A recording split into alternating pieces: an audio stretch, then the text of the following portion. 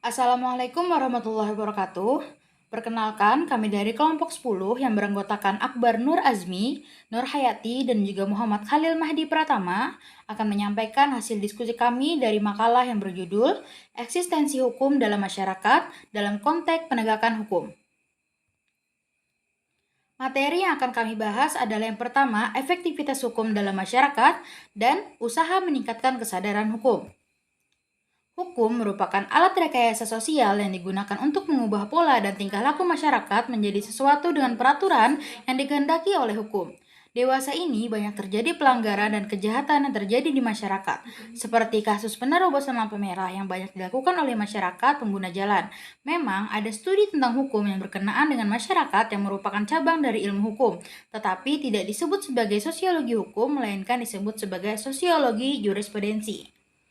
Pesatnya perkembangan masyarakat, teknologi, dan informasi pada abad ke-20 dan umumnya sulit diikuti sektor hukum telah menyebabkan orang berpikir ulang tentang hukum. Dengan mulai memutuskan perhatian terhadap interaksi antara sektor hukum dan masyarakat di mana hukum tersebut diterapkan. Namun, masalah kesadaran hukum masyarakat menjadi salah satu faktor terpenting dari efektivitas suatu hukum yang diperlakukan dalam suatu negara. Ketika kita ingin mengetahui sejauh mana efektivitas hukum dan dapat diukur, maka kita juga harus tahu sejauh mana hukum tersebut ditaati atau tidak. Maka dari itu, simaklah penjelasan tentang efektivitas hukum dalam masyarakat dan usaha meningkatkan kesadaran hukum. Materi yang pertama yang akan dibahas adalah efektivitas hukum dalam masyarakat. Efektivitas hukum dalam masyarakat dipengaruhi juga oleh peran manusia melihat dari sudut pandang hukum progresif. Sosiologi hukum dan kemudian antropologi hukum yang membuka mata kita terhadap peran manusia dalam berhukum.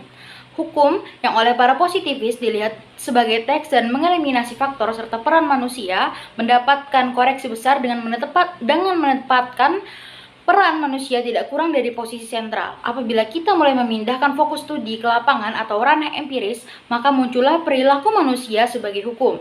Ditemukan bahwa peran manusia dalam bekerjanya hukum terlalu besar untuk diabaikan.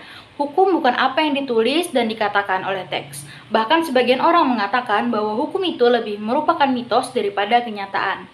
Terhadap beberapa bentuk masyarakat hukum, terdapat beberapa bentuk masyarakat hukum menurut dasar pembentukannya, yaitu yang pertama adalah masyarakat teratur, yaitu masyarakat yang diatur dengan tujuan tertentu, contohnya seperti perkumpulan olahraga.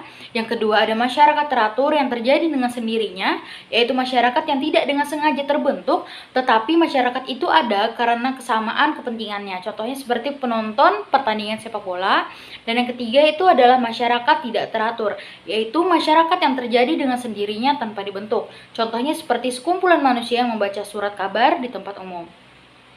Keefektivitasan hukum dalam masyarakat dinilai dari seberapa kuat hukum itu berperan dalam kehidupan masyarakat itu sendiri.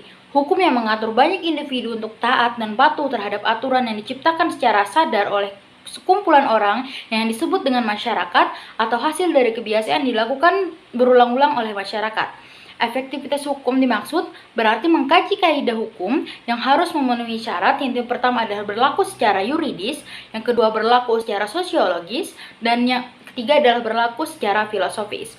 Oleh karena itu, faktor-faktor yang dapat mempengaruhi hukum itu berfungsi dalam masyarakat, yaitu yang pertama adalah kaidah hukum atau peraturan hukum itu sendiri, yang kedua petugas atau penegak hukum, yang ketiga sarana atau fasilitas yang digunakan oleh penegak hukum, dan yang keempat adalah kesadaran masyarakat.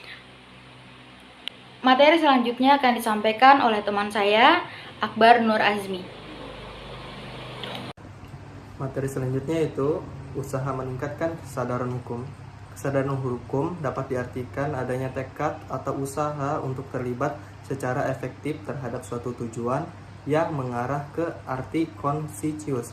Kesadaran di sini perlu diberi penegasan, bukan tanpa maksud dan bukan hanya menyangkut masalah kognitif, tetapi menyangkut realitas perilaku dalam kehidupan di masyarakat. Menyangkut perilaku secara formal dalam wujud lahiriahnya, sebagaimana dituliskan dalam undang-undang. Kesadaran perlu ada tindak lanjut, yakni penuntasan ke dalam ranah afektif. Dalam aspeknya yang bersifat afektif, penanaman nilai-nilai sosial dalam kehidupan keluarga dan masyarakat sangat mempengaruhi proses perkembangannya. Materi selanjutnya akan dilanjutkan oleh Saudara Khalil. ini saya akan menjelaskan tentang usaha meningkatkan kesadaran hukum.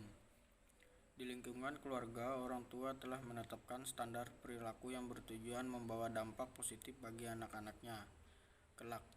Standar perilaku tersebut harus dibangun sejak awal dan anak akan melihat realitas di masyarakat mengenai apa yang dipelajarinya.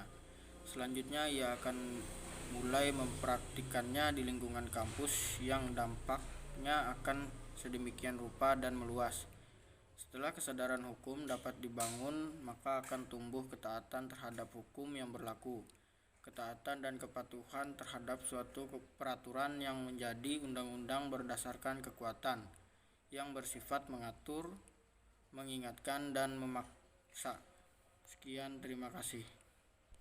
Terima kasih telah mau mendengarkan pemaparan hasil diskusi kami. Wassalamualaikum warahmatullahi wabarakatuh.